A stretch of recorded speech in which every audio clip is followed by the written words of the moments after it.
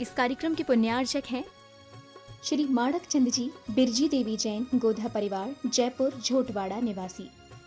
सुनील अंजुल जैन, पुत्र पुत्र वधू, प्रखर जैन पौत्र, प्राची जैन पौत्री, चेन्नई प्रवासी। राजेश पूनम जैन, पुत्र पुत्र वधू, लक्ष्य जैन पौत्र, दिति जैन पौत्री, पुणे प्रवासी। नालिनी प्रवीण कुमार छाबड़ा, पुत्री दमाद। निकिता आनंद जी झांझरी, दोहिती दमाद। किशन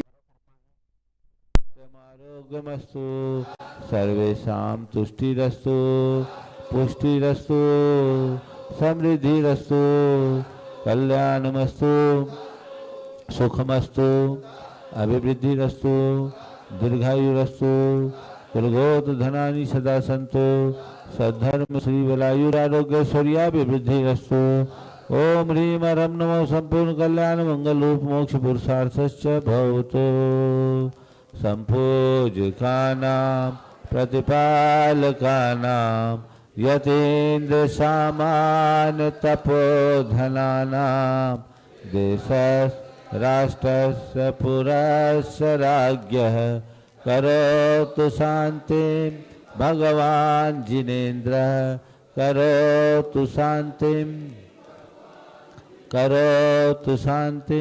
भगवान् प्रदर्शगाति कर्मान केवल ज्ञान भास्कर कुर्वन्तु जगतां शांतिं विश्ववाद्याजिनेश्वरा। बोलो आदिनाथ भगवान की, चंद्रप्र भगवान की, शांतिनाथ भगवान की, कुंथनाथ भगवान की, मुनिसुब्रत भगवान की, पाशनाथ भगवान की, महावीर भगवान की, 24 तीर्थंकर भगवंतों की, परम पूज्य आचार्य गुरुवर श्री विद्यासागर जी महाराज।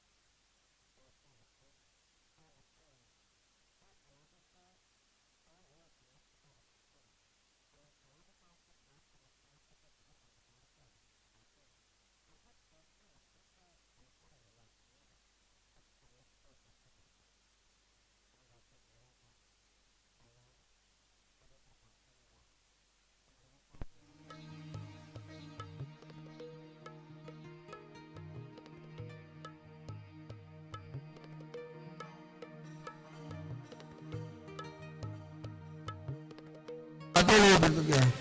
और लिस्ट बना के मेरे पास भेज देना। मम्मी का नाम विजय रानी, श्रीमती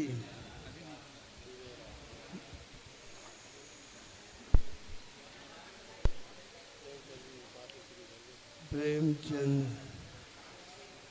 प्रेमी। बंधुओं, आज की पावन तिथि में पायल इस विशाल परिसर में ओम शकुंतला श्रावगी भवन का शिलान्यास परम पूज्य मुनिवर श्री प्रमाण सागर जी महाराज, परम पूज्य एक मुनिवर अरहत सागर जी महाराज के सत्संग सानिध्य में स्थानीय श्री शरद जी, सतीश जी, मनीष जी श्रावगी परिवार द्वारा संपन्न हुआ।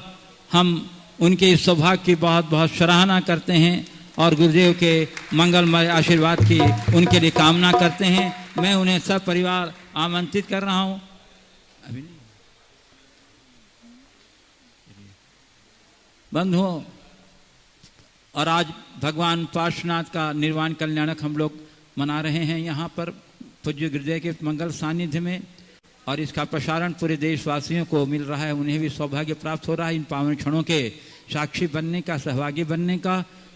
तो मैं विजय कुमार जी विश्व कटनी से अनुरोध कर रहा हूं कि वे कृपया शीघ्रता से पूजन प्रारंभ करें। पूरे देशवासी आपके मधुर स्वर को सुनने के लिए और भगवान की भक्ति में अपना योगदान देने के लिए। आज के लाड़ू के प्रथम सर सुभाष चंद्रप्रभा जैन, वो बाद में दे दीजिएगा। एक सेकंड बस, राजेश जैन गुड्डा जैन, विजय रानी प्रेमचंद प्रेमी और सवाई सिंह प्रसन्न कुमार जी, चंदा रानी जैन, अनुराग जैन। एक नाम और चाहिए है, जो भी अपना तरफ से शीघ्रता से देना चाहते हैं शीघ्रता से दे दें। और गुरु के सानिध्य में ये लाड़ू चढ़ाया जाएगा। चलिए पूजन प्रारंभ कीजिए।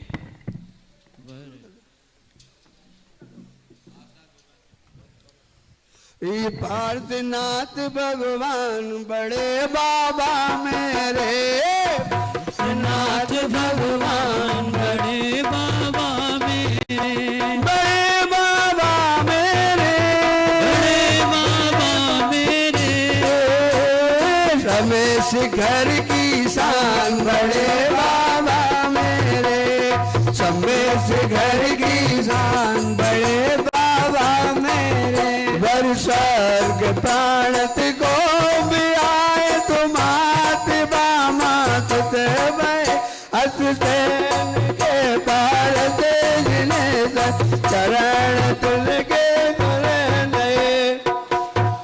उन्नत तन विराजे मुरग लक्षण बदल से तापोत में आए तीसो कर्म मेरे सब से। ओम ह्रीं श्री पार्श्वनाथ जिनेन्द्र अत्र उत्तरोत्तर संवोषट आह्वाननम्। जय हो जय हो। ओम ह्रीं श्री पार्श्वनाथ जिनेन्द्र अत्र तिष्ठ तिष्ठ ठठ स्थापनम्। जय हो। ओम ह्रीं श्री पार्श्वनाथ जिनेन्द्र अत्र मम सन्निहितो भव सत्सन्निधिकरणम्। क्षीर रोम के समाने अम्बुदार लाइए, हेम बात धार के तो आपको चढ़ाइए। पार्श्वनाथ देव देव आपकी करूं सदा, दीजिए निवास मोक्ष भूलिए नहीं कदा। ओम ह्रीं श्री पार्श्वनाथ जिनेन्द्राय जन्म जन्माद्य विनाशनाय जन्म नमामि थी। चंदनादि के दरादि शक्ति गंध लीजिए, आप चरण चर्च मोह आपको हनीजिए। पार्श्वनाथ देव देव करूं सदा, दीजिए निवास मोक्ष भूलिए नहीं कदा। ओम ह्रीं श्री पार्श्वनाथ जिनेन्द्राय संसारता विनाशनाय चंदन नमामि।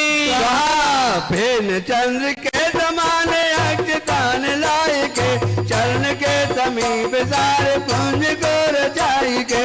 पार्श्वनाथ देव देव आपकी करूं सदा, दीजिए निवास मोक्ष भूलिए नहीं कदा। ओम ह्रीं श्री पार्श्वनाथ जिनेन्द्राय अक्षय पद प्राप्ते अक्षतम नमामि थी।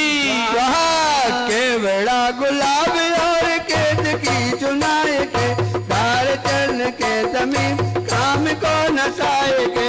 पार्श्वनाथ देव देव आपकी करूं सदा, दीजिए निवास मोक्ष भूलिए नहीं कदा।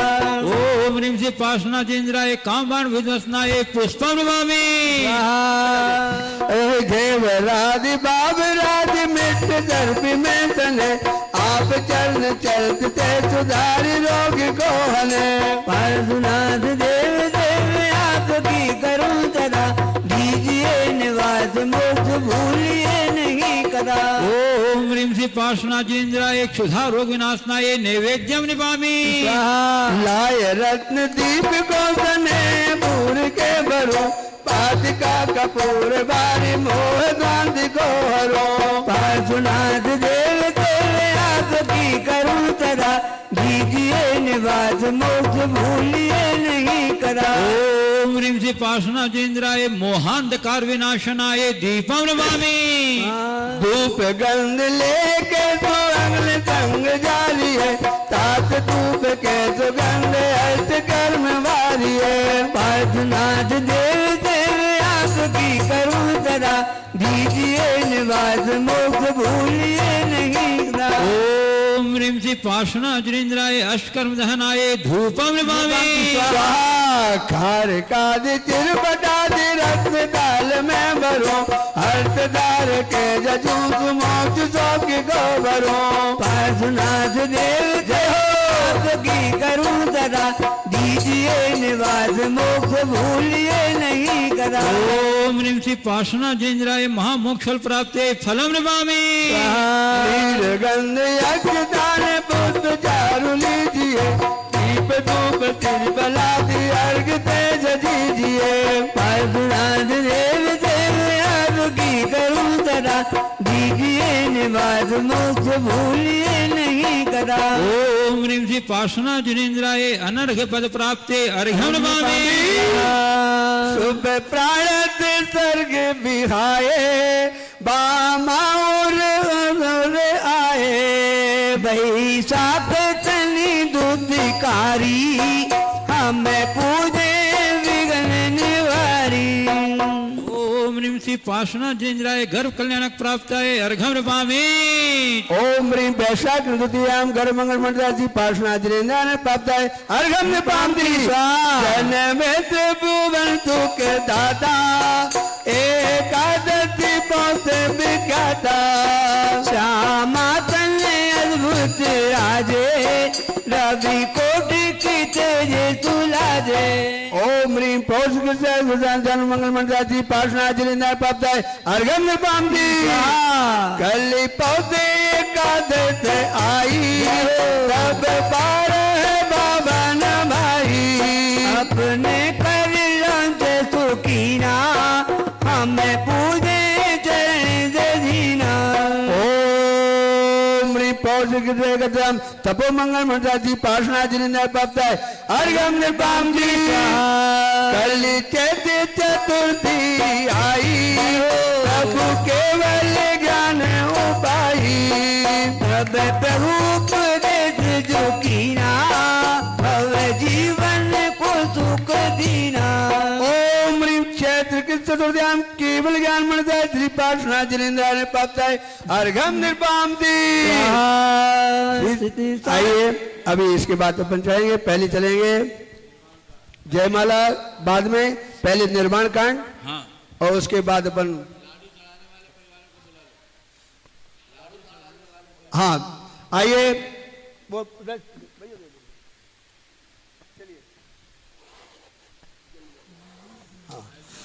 श्री सेठ सुभाष चंद्र जी चंद्रप्रभा परिवार समस्त जल्दी आ जाएं भैया। श्रीमती कुसुम जैन, राजेश जैन, गुड्डा, मोनिका जैन, समस्त परिवार समस्त आइए। श्रीमती विजय रानी जैन, मातेश्वरी, प्रेमचंद जी प्रेमी, सवाई सिंह, प्रसन्न कुमारी जैन, चंद्रप्रभा जैन, अनुराग जैन शीघ्रता से पधारें।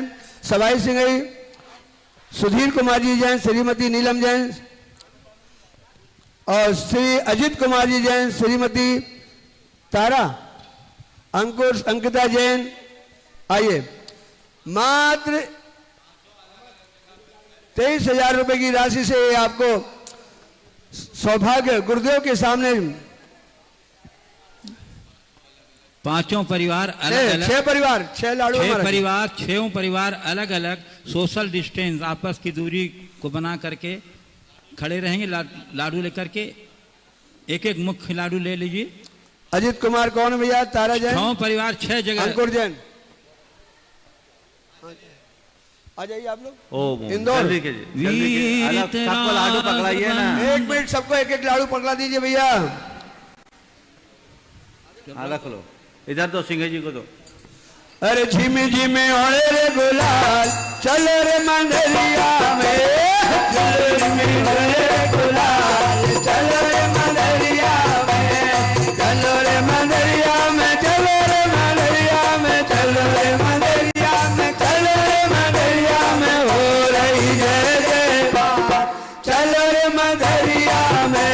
सवाई से गई प्रसन्न कुमार जी को जल्दी करें।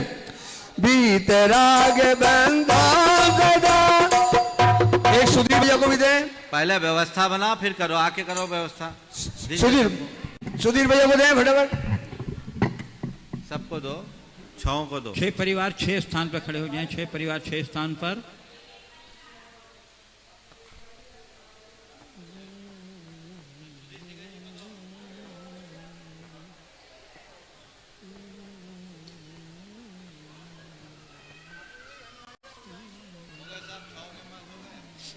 लेकिन ऐसे एक साथ नहीं खड़े हो भैया, गैप गैप फैल फैल करके हाथ लगवा लीजिए।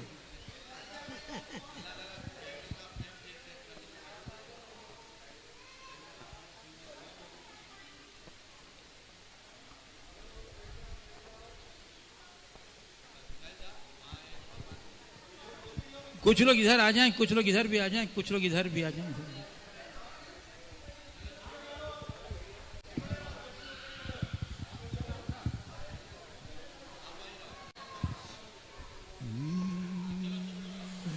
बोलिए बोलिए भजन सागर जी चालू कीजिए।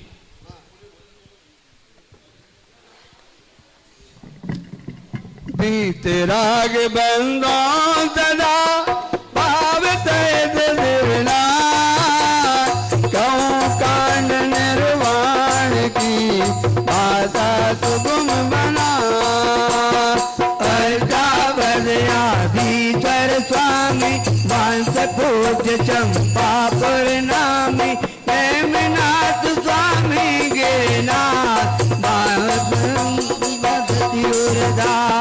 चरम चरम सही पुर स्वामी मामी शिखर समेत नेत्र दी भाव सहित बंदो नित दी भरत राय मुनि शायर दत्त याद गुण में नगर तार वर मुनि उठ को गंगा भाव सहित कर जो गिरनार शिखर विख्यात कोई बहत्तर अर्थ सार सम्मुख मन कुमार द्वय भाई अनिरुद्ध आदि नमो तस पाय रामचंद्र के सुत देवी लाल नरेंद्र आदि गुण दी पांच कोड़ मुनियों की मजा बाबा गिरि बंदा निर्धार राजा आठ कोड़ मुनि मोती पयार श्री सत्युंजय गिर के सी भाव सहित बंदोन दी जय बल भागे हो गए आज कोड़ मुनि और श्री गति पंडित घर सुविचार इनके चरण नमो देवता राम तो प्रीम सुडी गौर गाव नील नानी कोलिन नानव मोती पयार तुंगी गिर बंदो धर ध्यान नंग अनंग कुमार सुजान पांच कोड़ अरुआर प्रमाण मोती गए तो नागिर जी ते बंदो त्रिभुवन बतरे रावण के सुत आदि कुमार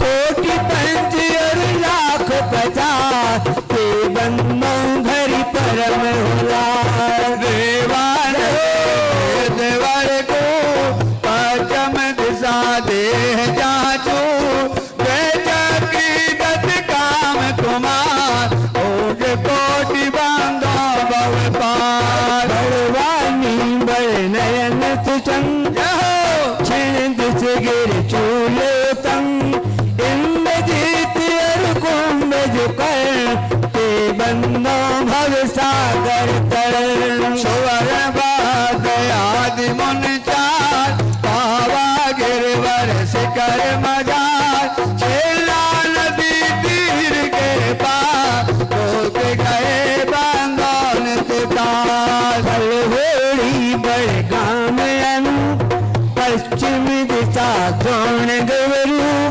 गुरु दत्तात मुनीश्वर जा मुक्ति गए बंदोन पिता बाल महाबाल मुनि दो नाग कुमार मिले हो श्री अष्टापद मोती मजा ए बंदोन तुरत समान अचलापुर की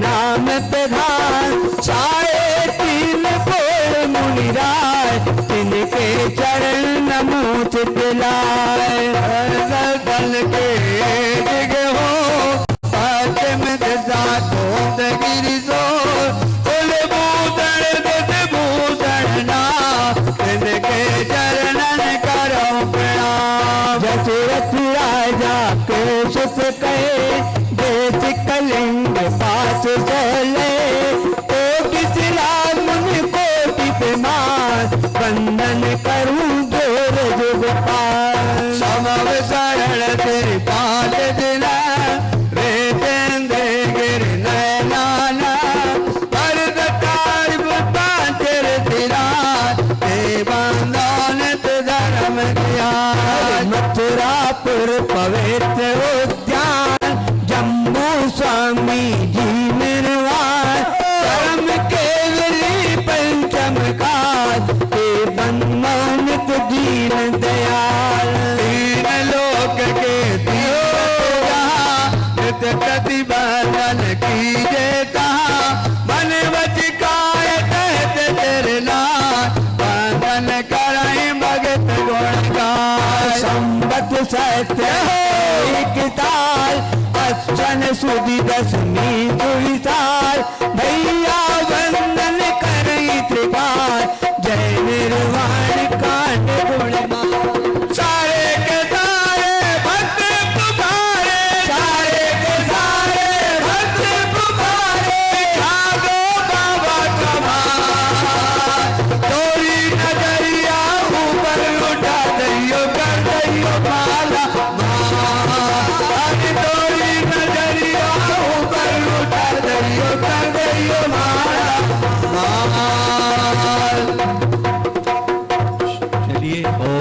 चलिए आज आप सब भगवान पार्श्वनाथ के चरणों में लाडू अर्पित करने जा रहे हैं। वे घड़ी बड़ी सौभाग्यशाली रहते थे जब लोग साक्षात समेत शिखर जी में जाकर भगवान का निर्वाण महामहोत्सव संपन्न करते। इस वर्ष इस महामारी की त्रासदी के कारण लोग वहाँ नहीं पहुँच पाए, लेकिन हम भावों से पहुँचेंगे। हमारे भावों को कोई नहीं रोक सकता। आप सब जिन्हें आज लाडू चढ़ाने का सौभाग्य मिला है, अपने स्थान पर इसी तरह दूरी बना करके खड़े रहेंगे, आंखें बंद करेंगे और जब मैं बोलूँगा तब आप सब लाडू चढ़ाएंगे। हम लाडू यहाँ नहीं चढ़ाएंगे, समेत शिखर जी में ही चढ़ाएंगे। जो लोग घरों में बैठ कर के कार्यक्रम देख रहे हैं वे भी अपने आंखें बंद करेंगे और फिर लाडू चढ़ाएंगे। लाडू चढ़ाने से पूर्व 4 लाइनें जो आपके निर्वाण कल्याण की वो बोल दें, फिर मैं अर्घ बोल करके लाडू चढ़ाऊँगा। चलिए।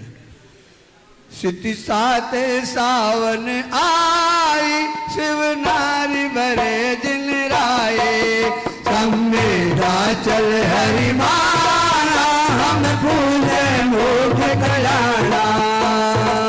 ओम। सभी आंख बंद करें। हम सब यहाँ से समेत शिखर के शिखर पर चले। तीसरा समेत शिखर के उस उत्तुंग शिखर पर स्वर्ण भर टोंक जहाँ से भगवान पार्श्वनाथ ने एक माह पर्यंत योग निरोध कर 1 माह तक कायोत्सर्ग में लीन होकर योग निरोध पूर्वक परम निर्वाण को प्राप्त किया। हम उसी समेत शिखर के शिखर पर जा रहे हैं। हम सब पहुँचे तीसरा समेत शिखर के उस उत्तुंग शिखर पर। चारों तरफ तीर्थराज की वह हरितमा, वह प्राकृतिक शोभा और सुषमा, और उसमें उस पूरे के पूरे बियामान जंगलों के मध्य शिखर के शिखर पर भगवान पार्श्वनाथ 9 हाथ ऊंची उत्तुंग केकी कंठ के समान नीलवर्णी काया के साथ ध्यान मग्न खड़े हैं। वह उनकी परमोदारिक दिव्य शरीर की छटा अद्भुत सर्वत्र अपना तेज और प्रकाश बिखेर रही है। भगवान श्री पार्श्वनाथ अपने ध्यान में अंतर्मुख होकर अवस्थित है।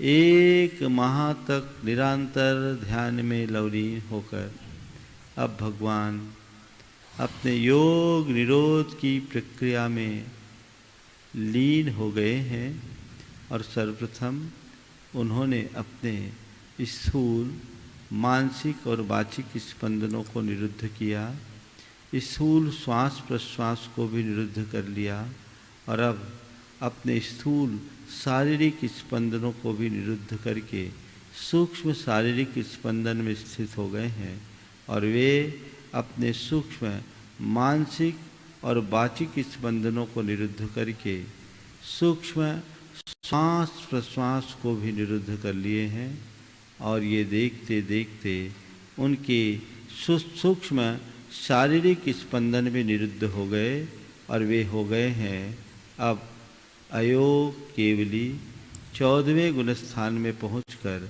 अ ई उ रील रीम 5 ह्रस्व अक्षरों के उच्चारण मात्र काल में उन्होंने अपने आत्मा में स्थित अघातिया कर्मों के 72 और अंत में 13 प्रकृतियों का क्षय करके परम निर्वाण को प्राप्त किया है। निर्वाणोपलब्धि होते ही उनकी आत्मा सीधे लोक के शिखर में जाकर विराजमान हो गई, सिद्धालय में हमेशा हमेशा के लिए विराजमान हो गई और उनकी वह परमोदारी काया के परमाणु बिखर कर पूरे लोक में फैल गए। वहाँ बचे हैं केवल नख और केश के अवशेष और भगवान के निर्वाण होते ही भवनवासियों के यहाँ शंख बजने लगे, बैंतरों के यहाँ नगाड़े की ध्वनि होने लगी, ज्योतिषकों के यहाँ सिंहनाद बज रहा है और कल्पवासी देव घंटानाद से ये समझ रहे हैं कि भगवान को निर्वाण हुआ है। चारों निकाय के देव इस समेत शिखर के शिखर पर आ बसे हैं, चारों ओर से उस पर्वत राज को घेरे हैं। अग्नि कुमार इंद्र अपने मुकुटों की अग्नि से भगवान के इस अंतिम शरीर के अवशेष को अशेष कर रहे हैं, उसका अंतिम संस्कार कर रहे हैं। अग्नि की ज्वाला उठ रही है और ये भगवान की काया का अंतिम संस्कार देवगण धूमधाम से भगवान के निर्वाण कल्याणक महामहोत्सव को मना रहे हैं। हम भी वहाँ सम्मिलित होकर भगवान के निर्वाण कल्याणक में अपनी सहभागिता दे रहे हैं। भगवान की पवित्र रज की वह जो शेष भस्म है सभी उसे अपने मस्तक पर लगा रहे हैं। हम भी उसे अपने मस्तक पर इस भाव से लगा रहे हैं कि हे प्रभु, हमारी आत्मा में भी ऐसी पात्रता विकसित हो कि हम भी आपकी तरह इस संसार के आवागमन के चक्र का हमेशा हमेशा के लिए अंत करें और आपकी तरह सिद्धालय में विराजमान होने का परम लाभ प्राप्त कर सकें। हम इसी भाव से भगवान के चरणों में इंद्रगण आनंद उत्सव मना रहे हैं और हम अपने श्रद्धा भावों से भरकर भगवान के चरणों में इस निर्वाण लाडू को अर्पित कर रहे हैं। ओम ह्रीम श्रावण शुक्ल सप्तम्याम तीर्थराज सम्मेद शैलस्थ मास पर्यंत योग निरोध पूर्वकम श्री पार्श्वनाथ जिनेन्द्राय मोक्ष मंगल मंडिताय अर्घम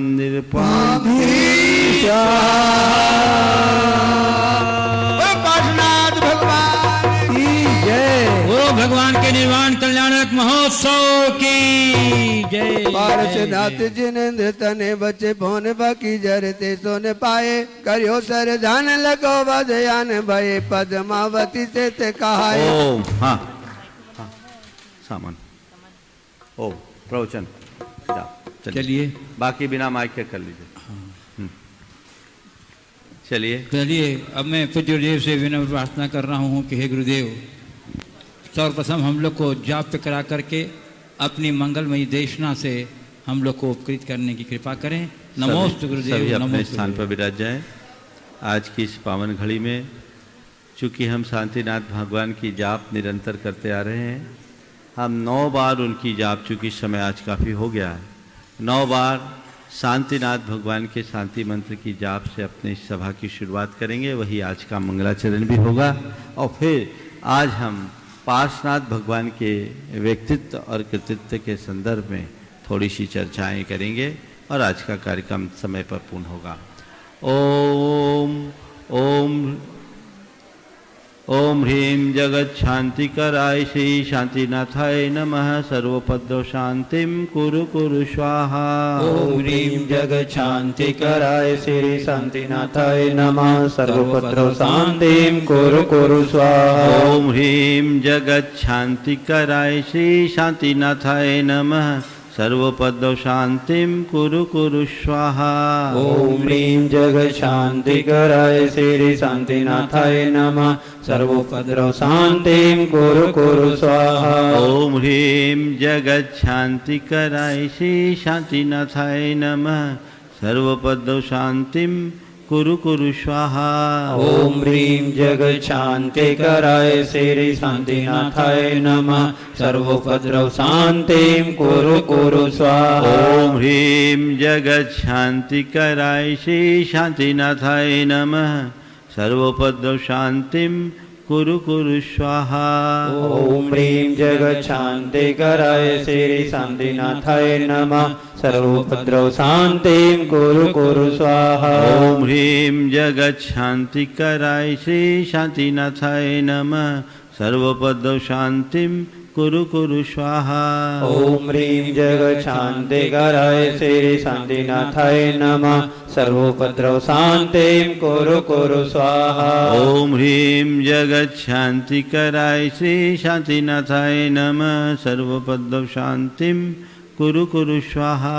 ओम ह्रीं जगत शांतिकराय श्री शांतिनाथाय नमः सर्वोपद्रव शांतिं कुरु कुरु स्वाहा। ओम ह्रीं जगत शांतिकराय श्री शांतिनाथाय नमः सर्वोपद्रव शांतिं कुरु कुरु स्वाहा।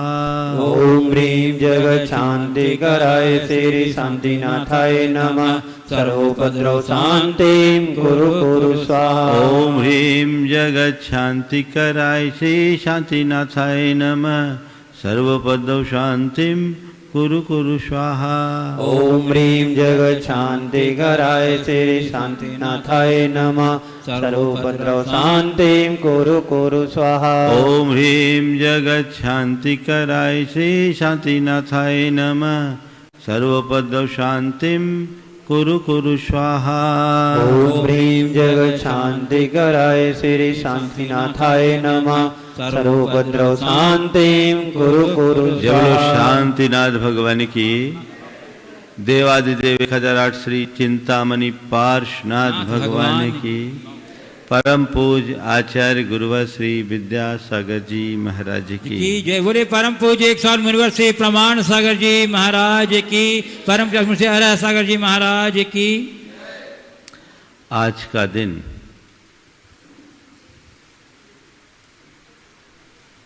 वैर के विनाश और क्षमा के चरम विकास का दिन है। भगवान पार्श्वनाथ एक और सहिष्णुता की प्रतिमूर्ति थे, तो दूसरी ओर कमठ 10 भवों से लगातार प्रतिशोध की भावना से भरा हुआ था। वैर और प्रतिशोध भी मनुष्य के मन की एक वृत्ति है, तो क्षमा और सहिष्णुता भी मनुष्य के हृदय का एक भाव है। जब तक हमारे अंदर बैर विरोध की भावना भरी होती है, हृदय धधकता है, और जिसके हृदय क्षमा और सहिष्णुता जैसे भावों से भरा होता है, उसका चित्त सदैव प्रसन्न बना रहता है। पार्श्वनाथ भगवान के प्रति अपनी श्रद्धा भक्ति को अर्पित करते हुए सभी लोग बड़े भाव भक्ति से आज पार्श्वनाथ भगवान का निर्वाण कल्याणक मना रहे हैं। मैं आप सबसे कहता हूँ, निर्वाण कल्याणक तो ऐसे हम लोग हमेशा मनाते हैं, पर आज कम से कम हम पार्श्वनाथ भगवान को याद करते हुए उनके जीवन दर्शन को आत्मसात करने का पाठ पढ़े। कितना महान जीवन था उनका। मरुभूति की पर्याय में उनके भ्राता कमठ ने केवल छोटी सी गलतफहमी का शिकार बनकर उनके प्रति प्रतिशोध की भावना से भरा।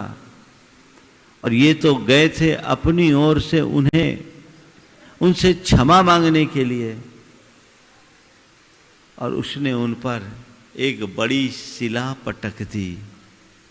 कहानी आप सबको पता है। ये कमठ और मरुभूति का संबंध 10 भवों तक चला। कमठ अपना पतन करता गया और मरुभूति हर भव में निरंतर अपना विकास, और उस विकास की अंतिम परिणति पार्श्वनाथ के रूप में हुई। कमठ का अंतर्मन प्रतिशोध की भावना से भरा था। उसने हर भव में अपना जहर उगला, और पार्श्वनाथ का जी क्षमा, करुणा और प्रेम से भरा था। हर भाव में उनने अपने प्रेम और क्षमा को प्रकट किया। अंतर क्या हुआ? एक का विकास हुआ और दूसरे का पतन। मैं आपसे केवल इतना कहना चाहता हूं, आज तुम्हारे साथ पार्श्वनाथ जैसा उपसर्ग करने वाला कमठ नहीं है। अब ऐसी स्थिति नहीं है कि 7-7 दिन तक कोई ऐसा उपसर्ग करे। विचारणी बात यह कि पारसनाथ भगवान तीर्थंकर के रूप में भी जन्मे तो भी उनका कर्म उन्हें नहीं छोड़ा। उस कमठ के जीव ने जो संबर देव बनकर के उत्पन्न हुआ था, उसने कितना ज्यादा अत्याचार भगवान पर किया, कितना भयानक उपसर्ग उसने किया, लेकिन पार्श्वनाथ भगवान टस से मस नहीं हुए। आज 4 बातें आप सबसे करूंगा। बात तो मुझे हाइकू पर करनी थी, पर समय आज हाइकू के लायक नहीं है, इसलिए हाइकू की बात को गौण करते हुए आज के संदर्भ में 4 बातें। वैर, विरोध, प्रतिशोध और बोध। वैर, विरोध, प्रतिशोध और बोध।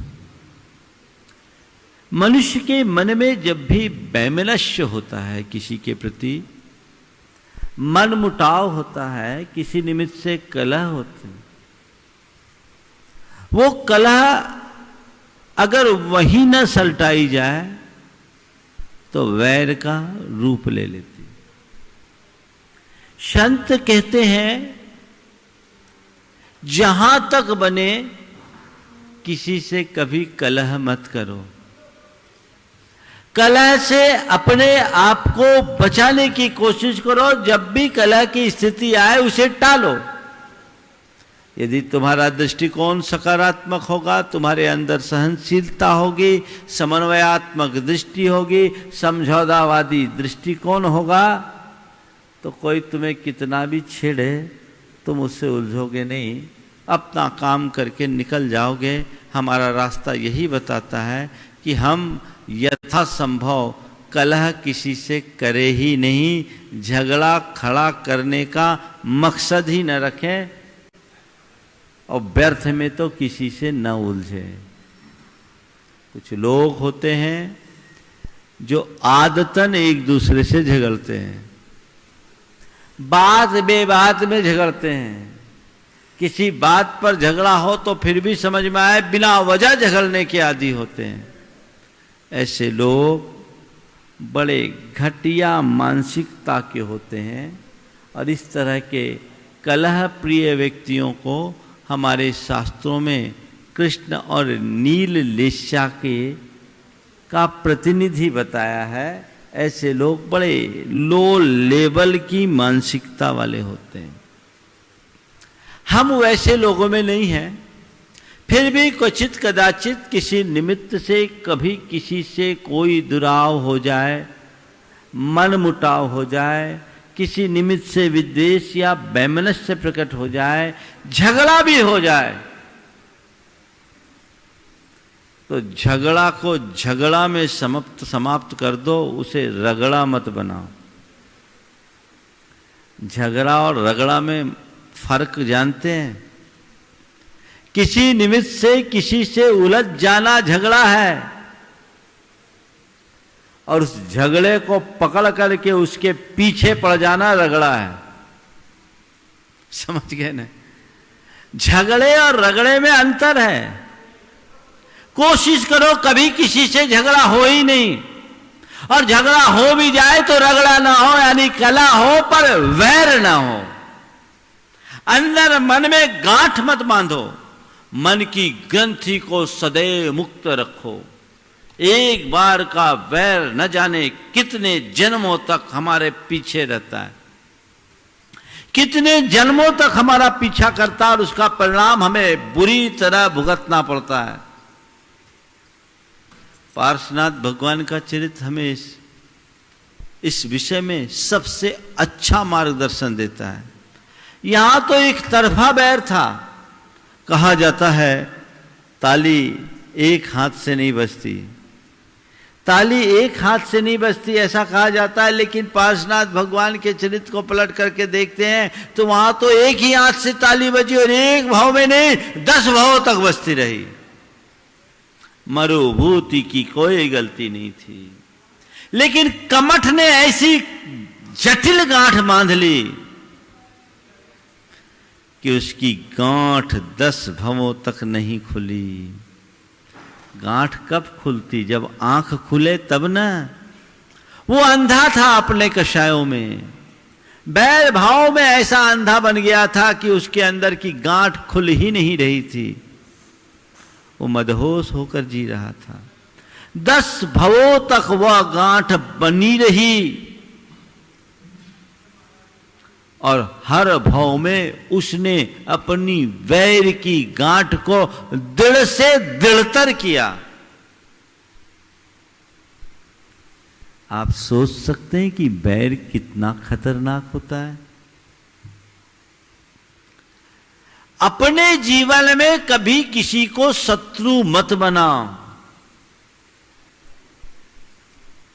और यदि किसी से कभी कुछ हो भी जाए तो किसी के प्रति शत्रुता का भाव मत रखो। मन को साफ रखो, खुला मन रखो। यदि किसी वजह से कषायवश कुछ हो भी जाए तो बाद में जब मन ठंडा हो सामने वाले से क्षमा मांग लो, और कोई तुमसे क्षमा मांगने आए हृदय से क्षमा कर दो।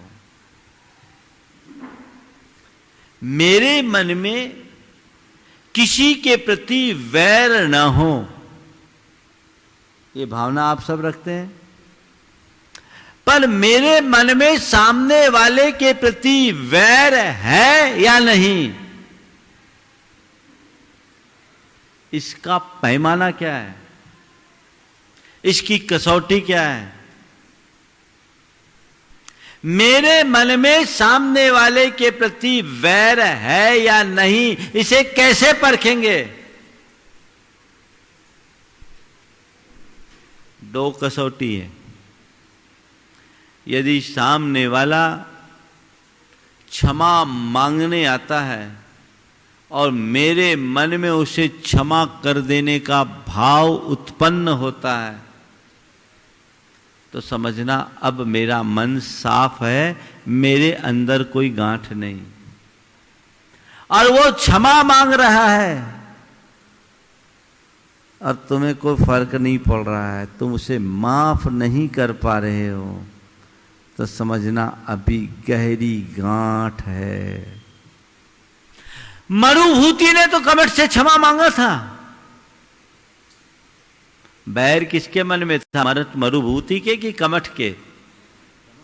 कमठ के मन में था। गांठ बांध ली, मेरे प्रति कोई बैर रखे न रखे ये मेरे हाथ में नहीं है, पर मैं किसी के प्रति बैर न रखूं ये तो मेरे हाथ में है।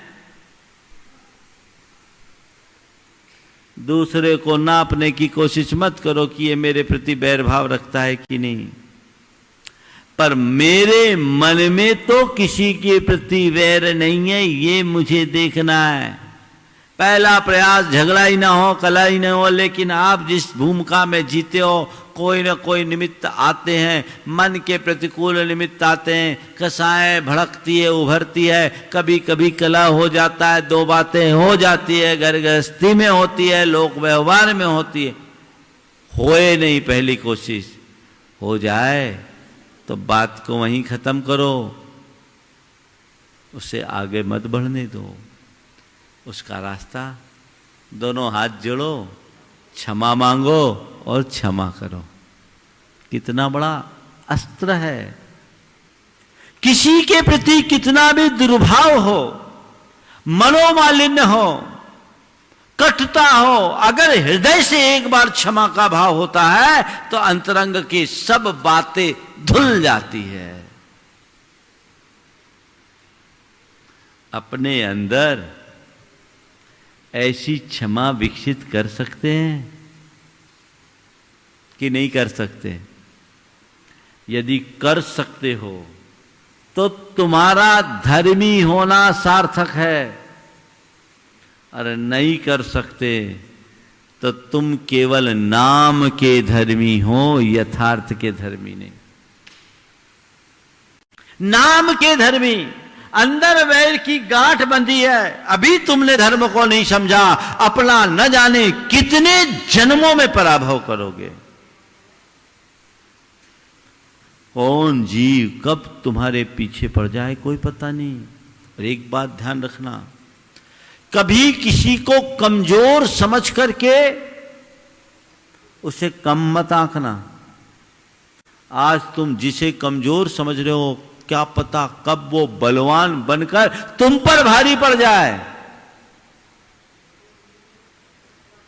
सच्चे अर्थों में कमजोर वो नहीं जो बलहीन है, कमजोर वो है जो क्षमा शून्य है, क्षमा विहीन है। मजबूत बनाओ,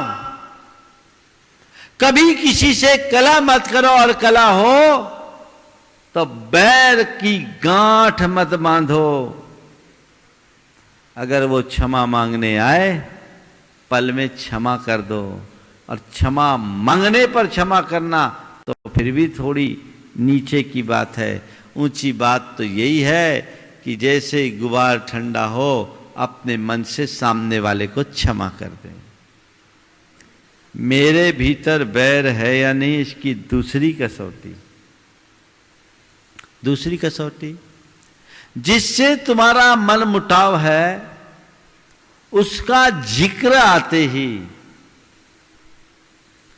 तुम्हारा खून खौले, तुम्हारे चेहरे की भाव भंगमा बिगड़े, तुम्हारी बाहुएं तने, भ्रुकुटियां तने, तो समझ लेना अंदर आग है, अंदर आग है। ये बैर जहां होगा तो एक कदम आगे बढ़ोगे, विरोध होगा, उसकी अच्छी बात का भी विरोध होगा, बुरी बात का भी विरोध होगा। जिससे मन में बैर है उसकी हर बात का विरोध, और विरोध भी किसी मुद्दे पर नहीं, विरोध के लिए विरोध होता है। लोग एक दूसरे की विरोधी बन जाते हैं, और ऐसे व्यक्ति को हर समय टारगेट बनाए रखने की कोशिश करते हैं। जब भी मौका आए कुछ न कुछ कर बैठते हैं। ये विरोध अच्छी बात नहीं है। और विरोध के बाद होता है प्रतिशोध, बदला लेने का भाव मन में हमेशा बना रहता है, जो जीवन को बर्बाद करता है। मैं एक स्थान पर था, देखिए वैर कैसा होता है, और बोध जगने पर विरोध और प्रतिशोध कैसे मिटता है। मैं एक जगह पर था, मेरा चातुर्मास था, और समाज के दो मुख्य धड़े थे और दोनों एक दूसरे के समधी, दोनों का मुखिया एक दूसरे का समधी, यानी दोनों समधी ही एक दूसरे से भिड़े हुए थे। हमारा जब वहां प्रवास हुआ, चातुर्मास की शुरुआत हुई, लोगों ने बोला महाराज ये दोनों एक हो जाए तो हमारी समाज का काया पलट हो जाए, ये दोनों एक हो जाए तो हमारी समाज का काया पलट हो जाए। दोनों एक दूसरे के धुर विरोधी, वहां की समाज की राजनीति के दोनों धुरी थे और समाज पिस रही थी। और मजे की बात, दोनों धर्मी, पूजा पाठ करने वाले, साधु संतों की सेवा करने वाले, चौका लगाने वाले, और जिसकी सत्ता आ जाए वो अपने कार्यकाल में समाज के लिए तन मन धन सब लगा दे। जो प्रतिपक्ष में रहे वो एक पैसा खर्च ना करे, और जिसकी सत्ता और वो उलट पुलट चलता रहता था। जैसे राजस्थान में होता है ना, एक बार कांग्रेस एक बार भाजपा, ऐसे ही उन्हीं का खेल चलता रहता था। अब हमारा प्रवास हुआ, मुझसे लोगों ने बताया, मैंने मन में सोचा मौका आने दो, देखते हैं। एक का चौका लगा, और चौका संयोग था उसका लगा जो प्रतिपक्ष में था, कम आता जाता था, क्योंकि समाज का मुखिया उसका विरोधी था, फिर भी समझी था, आता जाता भी नहीं था, किसी कार्यक्रम को अटेंड नहीं करता था, मेरे पास आता था तो बस अलग से आता था। चौका लगा, पहुंचाने आया, मैंने धीरे से अकेले मुझ से बिठाया और मैंने ऐसे ही पूछा, भैया वो तुम्हारी समझी से तुम्हारा कुछ गड़बड़ है? मेरा वाक्य पूरा ही नहीं हो पाया। महाराज उसकी बात मत करो आप, उसका नाम सुनते ही मुझे आग लगती है। क्या बात हुई भैया, आग लगी है तो बता दे कहाँ आग लगी है, आज ठंडी भी लग रही है, मैं थोड़ा ताप लूं। नहीं नहीं महाराज मजाक की बात नहीं, वो उस आदमी की बात आप मत करो। वो उठ के जाने लगा। हमने देखा इसकी कसाई अभी बहुत तेज है। मैंने कहा सुनो तो, बैठो तो, कोई बात नहीं, वो बात नहीं, मैं दूसरी बात करता हूँ।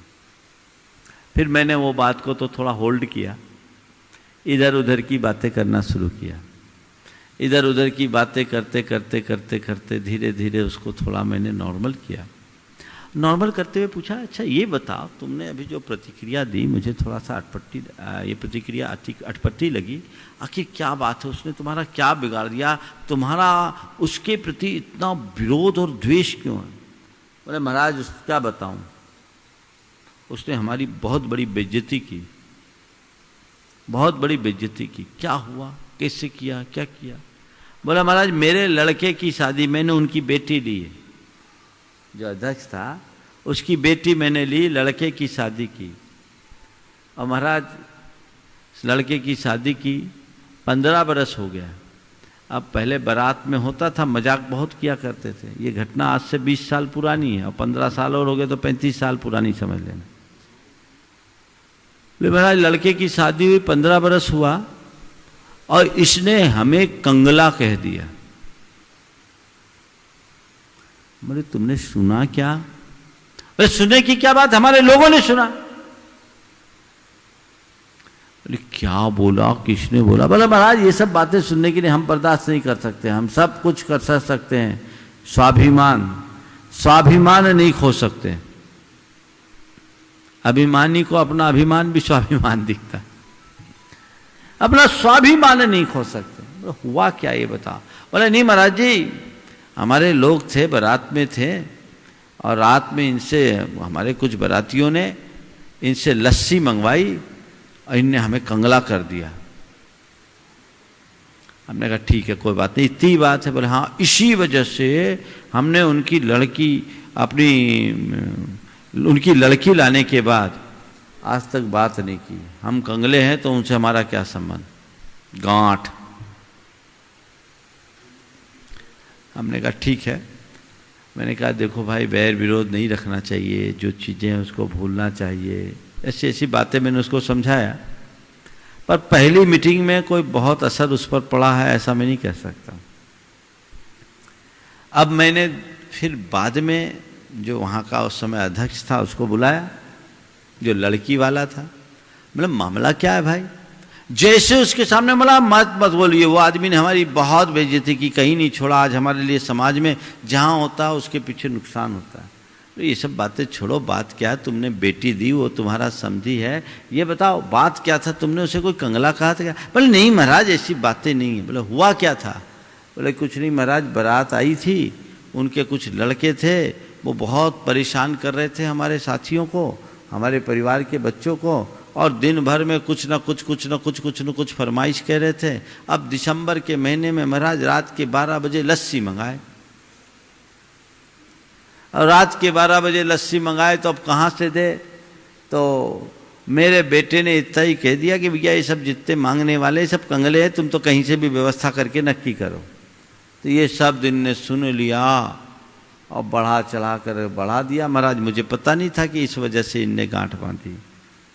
हमने कहा ठीक है, उसको भी समझाया और मैंने कहा भैया अपनी व्यवस्था को ठीक करो, धर्म करने का मतलब क्या? मैंने समझाया भी, झकझोरा भी, अपनी लहजे में जैसे मैं उन्हें नॉर्मल कर सकता था किया, और वो थोड़ा नरम भी पड़ गया। हमने कहा अब बात बन सकती है, अब ऑपरेशन हो सकता है। उसके बाद दूसरे को बुलाया, उसको समझाया, दोनों की मीटिंग कराई, और मीटिंग करने के बाद दोनों के परिणाम मैंने निर्मल कर ही दिए थे। लड़की वाले ने जैसे ही कहा भैया, शब्द देखो भैया, मुझे नहीं मालूम कि हमारे लोगों के किसी शब्द से आपको इतनी तकलीफ हुई, और आप 15 साल तक हमारे साथ गांठ बांधे रहे। हम आपसे सब की ओर से क्षमा मांगते। मुझे पता नहीं किसने क्या कहा, लेकिन यदि ऐसा कहा है तो ये आपका अपमान नहीं, मेरा अपमान है। आप हमारे समधी हैं, हम आपका अपमान कभी बर्दाश्त नहीं कर सकते।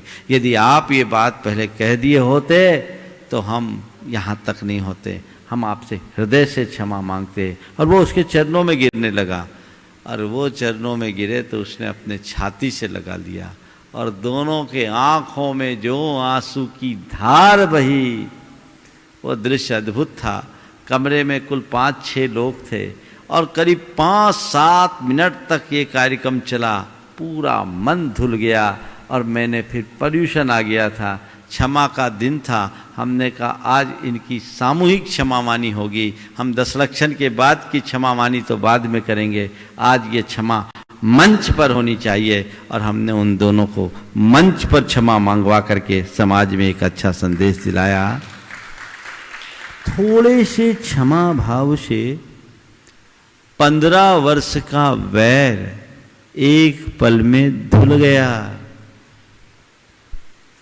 मैं आपसे कहता हूं, कितनी छोटी छोटी बातों में आप लोग उलझ जाते हो, फिर विरोध होता है। नहीं, इस विरोध से अपने आप को बचाएं। मन में प्रतिशोध की भावना कभी उत्पन्न न होने दें। कल मैं इस संदर्भ में विस्तार से चर्चा करूंगा। कल का हाइकू इसी संदर्भ में है। चूंकि आज समय अनुकूल नहीं था इसलिए मैंने बात नहीं की, लेकिन हमें इन बातों को बारीकी से समझना चाहिए, मन को साफ रखना चाहिए। 4 दिन का जीवन मिला है, घुल मिल करके जियो, हंस खेल करके जियो, खुद खुश रहो, औरों को खुश रहने का अवसर दो। पार्श्वनाथ भगवान का जीवन चरित्र हमें यही संदेश देता है। हम किसी से वैर न रखें, विरोध न करें, और हो भी तो प्रतिशोध की भावना को अपने मन में न जगने दें। बोध जगा के रखें तो ये सारी दुर्बलताएं पल में दूर हो सकती है। सबके जीवन में ऐसा ही सकारात्मक बदलाव आए। आज पार्श्वनाथ भगवान का निर्वाण कल्याणक है, तो आज मेरा मन हो रहा है 27 बार पार्श्वनाथ भगवान का जाप करने का। और हम जाप के साथ बात को पूरी करेंगे। प्रवचन तो रोज होता है, लेकिन ये आराधना यदा कदा होती है इस भाव से कि हे प्रभु पार्श्वनाथ, आपके जीवन आदर्श हम सबके हृदय में स्थापित हो। गुरुदेव के स्वास्थ्य लाभ के प्रति हम सब नियमित जाप कर रहे हैं, आप जाप करते रहिए। आप सबकी भाव विशुद्धि से उनके स्वास्थ्य में काफ़ी अच्छा सुधार है। और हमें वो दिन देखना है जब हम मंच से सार्वजनिक रूप से उनकी देशना सुनने का सौभाग्य प्राप्त करें। तब तक अपनी भाव विशुद्धि आप सबको बनाए रखना है। 27 बार जाप करेंगे, आप सब दोहराएंगे। ओम ह्रीम ह्रंसि पार्श्वनाथ जिनेन्द्राय नमो नमः।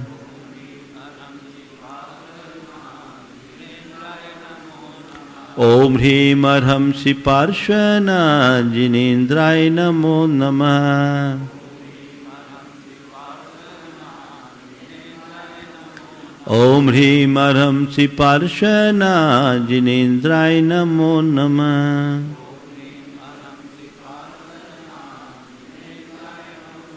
ओम ह्रीम ह्रंसि पार्श्वनाथ जिनेन्द्राय नमो नमः।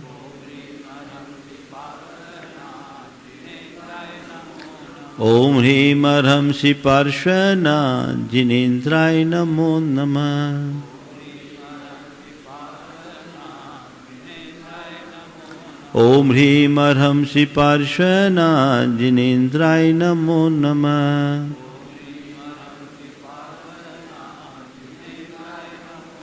ओम ह्रीम ह्रंसि पार्श्वनाथ जिनेन्द्राय नमो नमः।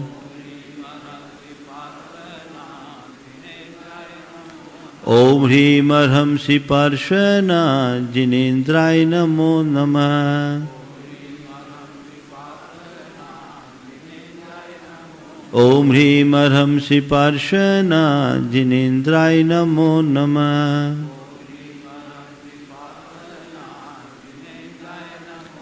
ओम ह्रीम ह्रंसि पार्श्वनाथ जिनेन्द्राय नमो नमः। ओम ह्रीम ह्रंसि पार्श्वनाथ जिनेन्द्राय नमो नमः। ओम ह्रीम ह्रंसि पार्श्वनाथ जिनेन्द्राय नमो नमः। ओम ह्रीम ह्रंसि पार्श्वनाथ जिनेन्द्राय नमो नमः।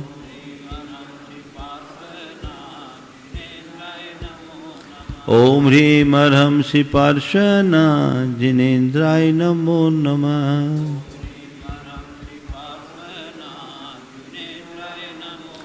ओम ह्रीम ह्रंसि पार्श्वनाथ जिनेन्द्राय नमो नमः।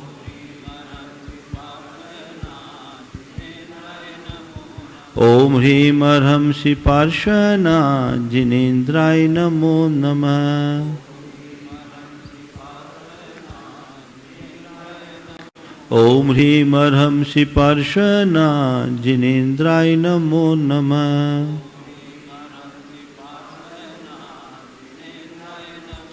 ओम ह्रीम ह्रंसि पार्श्वनाथ जिनेन्द्राय नमो नमः।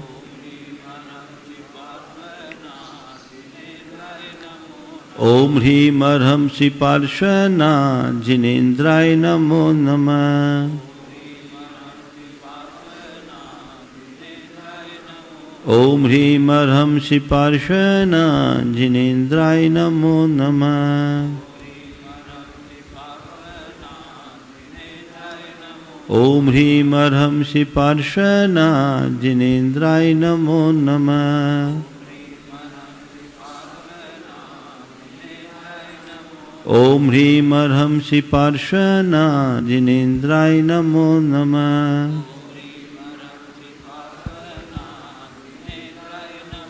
ओम ह्रीम ह्रंसि पार्श्वनाथ जिनेन्द्राय नमो नमः।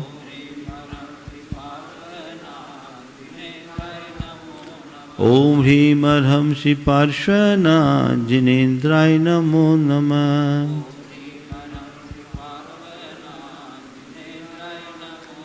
ओम ह्रीं अर्हंसि पार्श्वनाथ जिनेन्द्राय नमो नमः।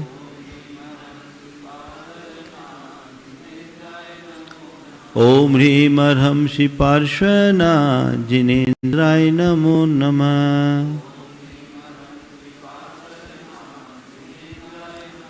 ओम ह्रीं अर्हंसि पार्श्वनाथ जिनेन्द्राय नमो नमः।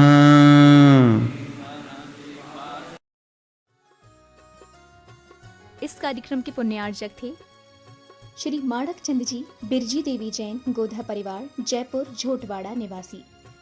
सुनील अंजुल जैन, पुत्र पुत्र वधू, प्रखर जैन पौत्र, प्राची जैन पौत्री, चेन्नई प्रवासी। राजेश पूनम जैन, पुत्र पुत्र वधू, लक्ष्य जैन पौत्र, दिति जैन पौत्री, पुणे प्रवासी। नालिनी प्रवीण कुमार छाबड़ा, पुत्री दमाद। निकिता आनंद जी झांझरी, दोहिती दोहिती दमाद, किशनगढ़ अजमेर।